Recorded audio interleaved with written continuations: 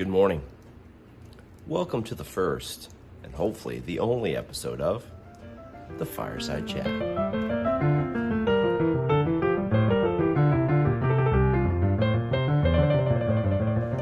Well, I hope you're staying warm on this snowy January Sunday morning. Thank you for joining us for this Fireside Chat.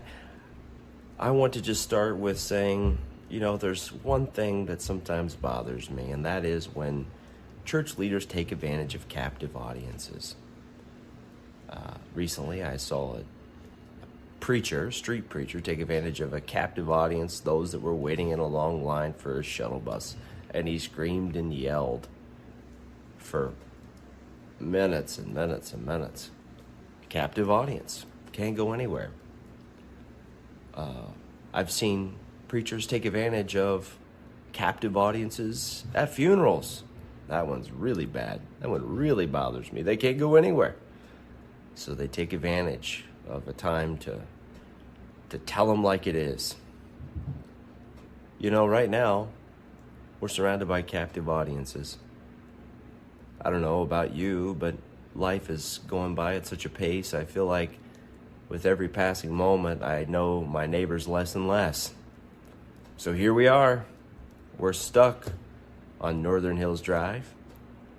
We have captive audiences here.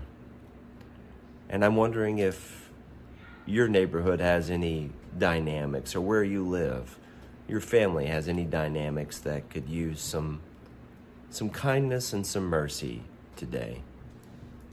Surely you don't have neighbors that are like, "Those young whippersnappers are always playing loud music after dark. It drives me crazy." "It's good music, man." No, your neighborhood's perfect, just like mine. But all joking aside, we do have opportunity to show the kindness and love of God today. Our mission as a church is very simple. Love God, love people, make disciples. How can we love people today? Or as the gospel writer in Luke tells us, how can we show mercy? If you remember there in Luke chapter 10, there was a man that came to test Jesus, asking him about the greatest commandment. And Jesus told him, I'm going to read it for you. You ready? Luke chapter 10, beginning of verse 27. "Teacher, what must I do to inherit eternal life?" And Jesus asked him this, "What is written in the law? How do you understand it?" The expert answered, "Love the Lord your God with all your heart, with all your soul, with all your mind, and with all your strength. And love your neighbor as yourself." And Jesus answered him, "You have answered correctly. Do this, and you will live." But the expert of the law wanted it to go even further. "And who is my neighbor?" And Jesus replied and said, "A man was going from Jerusalem to Jericho, and fell into the hands of robbers, who stripped him, beat him, and went off, leaving him half dead. Now by chance a priest was going down that road, but when he saw the injured man, he passed by on the other side. So too a Levite, when he came up to the place and saw him, passed by on the other side. But a Samaritan who was traveling came where the injured man was, and when he saw him, he felt compassion for him. He went up to him and bandaged his wounds, pouring olive oil and wine on them. He put him on his own animal, brought him to an inn, and took care of him. And the next day took out 2 silver coins and gave them to the innkeeper, saying, Take care of him, and whatever else you spend, I will repay you when I come back this way. Which of these 3 do you think became a neighbor of the man who fell in the hands of the robber?" And the expert of religious law said, "The one who showed mercy to him." So Jesus said to him, "Go and do the same." The one who showed mercy to him. Go and do the same.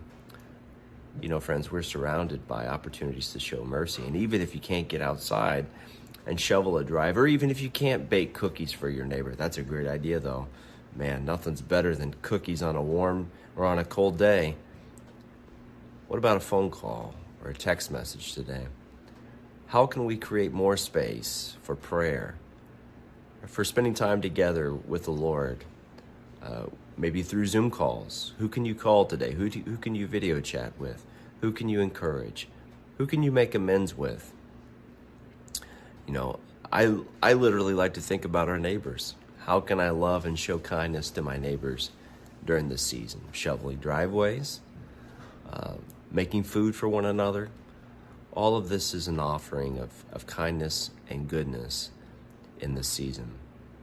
I don't think it's a mistake that this morning's wake-up call is also on the same theme of loving neighbor and showing kindness and showing mercy, especially in difficult relationships, loving our neighbors, loving our enemies. So I want to encourage you today, friends, as we walk through this season together, even though it's going to cause us to be out of rhythm, be in rhythm with loving God with all your heart, soul, mind, and strength, and love your neighbor as yourself. I hope you have a great day. If you need help with anything, don't be afraid to reach out to the church office. Again, we'll be checking our email, and those voicemails go directly to our email. The Lord bless you. The Lord keep you. May his face shine upon you and give you peace. And thank you for joining the Fireside Chat.